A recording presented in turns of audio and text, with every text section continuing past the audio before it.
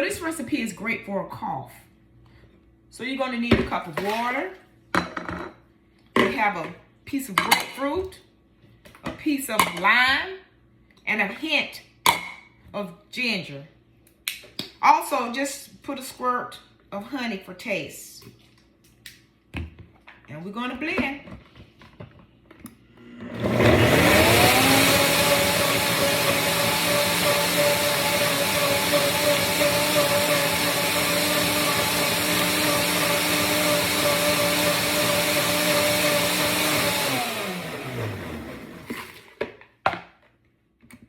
Another quick and easy recipe.